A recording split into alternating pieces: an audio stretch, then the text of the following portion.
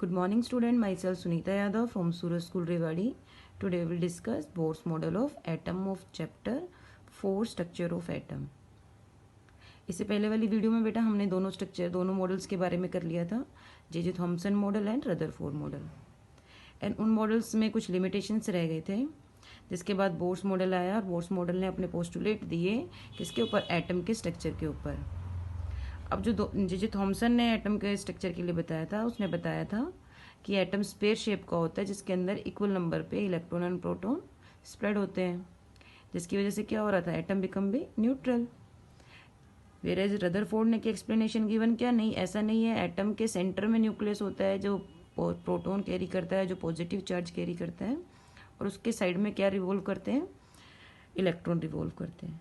इतना इन दोनों ने कन्फर्म बता दिया था, बट कैसे इलेक्ट्रॉन रिवॉल्व करते हैं, कितनी अमाउंट में रिवॉल्व करते हैं, ऐसा कुछ एक्सप्लेनेशन नहीं हुई, तो उनमें लिमिटेशंस रह गई थी।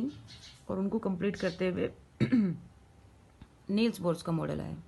नील्स ने क्या बताया बेटा, in the extra nuclear portion of atom, extra nuclear portion में जहाँ पे इलेक्ट्रॉन रिवॉल्व कर रहे हैं, the electron revolve in well defined circular path. Electron किस में रिवॉल्व कर रहे हैं बेटा, वेल डिफाइंड सर्कुलर पाथ में रिवॉल्व कर रहे हैं, जिसको हम क्या बोलते हैं, ऑर्बिट।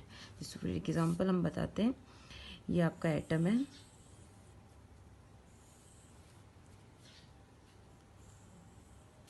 एटम के सेंटर में क्या है बेटा, न्यूक्लियस है, विच कैरी पॉजिटिव चार्ज। जो इलेक्ट्रॉन्स है जो बाहर रिवॉल्व कर रहे हैं अराउंड द न्यूक्लियस, वो क्या कर रहे हैं, एक फिक्स ऑर्बिट में रिवॉल्व कर रहे हैं सर्कुलर पाथ में। दिस इज कॉल्ड ऑर्बिट और circular path.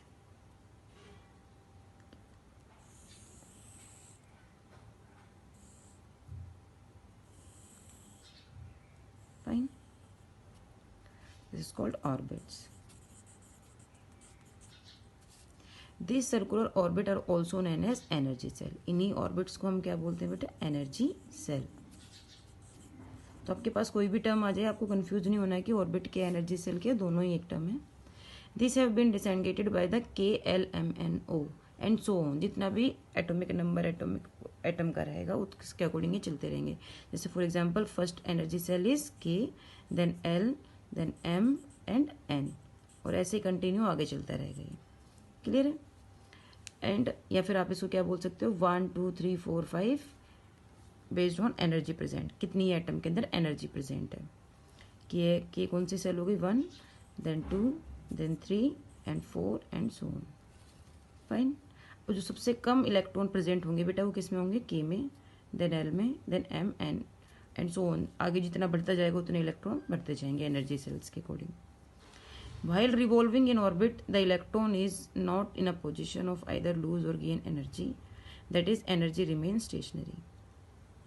Therefore, these energy states are also called stationary state. Energy state को हम क्या बोलते हैं बेटा, stationary state बोलते हैं, क्योंकि K सेल के अंदर जितने नंबर ऑफ इलेक्ट्रॉन प्रेजेंट होते हैं उतने ही प्रेजेंट होंगे।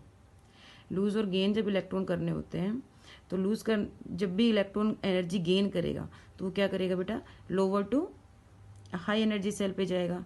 एंड जब भी इलेक्ट्रॉन एनर्जी को लूज करेगा तो upper two lower energy state में आ जाएगा। ठीक है, इसको आगे हम डिटेल में पढ़ेंगे, इलेक्ट्रॉनिक कन्फिग्रेशन करेंगे ना, तब आपको बहुत अच्छे से क्लियर हो जाएगा। तो ये सेंटर में क्या प्रेजेंट है बेटा, पॉजिटिव चार्ज प्रेजेंट है, जिसको हमने न्यूक्लियस बोला है। अच्छा, बोर्स के मॉडल में हमें ये भी पता चल गया था कि न्यूक्लियस के अंदर प्रोटॉन प्लस न्यूट्रॉन प्रेजेंट है। ठीक है, इस टाइम पे न्यूट्रॉन के बारे में आ गई थी डिस्कवरी, तो ये कंफर्म कर दिया था बोर्स ने कि न्यूक्लियस के अंदर क्या प्रेजेंट है, पॉजिटिव चार्ज और न्यूट्रल मीन्स न्यूट्रॉन प्रेजेंट है। इसके साइड में रिवॉल्व करते हैं इलेक्ट्रॉन इन फिक्स ऑर्बिट और fix energy shell, and the energy shells are KLMN। अच्छा, इसने ये भी क्लियर कर दिया था कि जो एनर्जी सेल्स हैं KLMN, इनके अंदर जो इलेक्ट्रॉन्स की अमाउंट है वो भी क्या है, फिक्स है। ठीक है, जिसको हमने बोला है स्टेशनरी। K सेल में कितने फिल होते हैं बेटा, कितने होल्ड करके रखता है इलेक्ट्रॉन, 2, L कितने होल्ड करेगा, 8, and then M 18 and N 32। ये इनकी होल्डिंग कैपेसिटी है कि डिफरेंट एनर्जी सेल्स में कितने इलेक्ट्रॉन्स होल्ड पर है। क्लियर है। इसके बाद इसकी लिमिटेशंस आई। इसकी लिमिटेशंस क्या थी बेटा, पहले इसका मेरिट पढ़ लेते हैं हम। जो नील्स बोर ने मॉडल गिवन किया था, काफ़ी अच्छा इसने एक्सप्लेनेशन किया, जिसके बिहाफ पर एटम की स्टेबिलिटी के बारे में हमें पता चल गया। Means it explain the stability of atom. Okay, limitation इसकी क्या थे कि it gave no idea about the shape of molecule form by the combination of atom, कि एटम को कंबाइन करके भी ये मोलिक्यूल की शेप को डिफाइन नहीं कर पा रहा था। This is their limitation.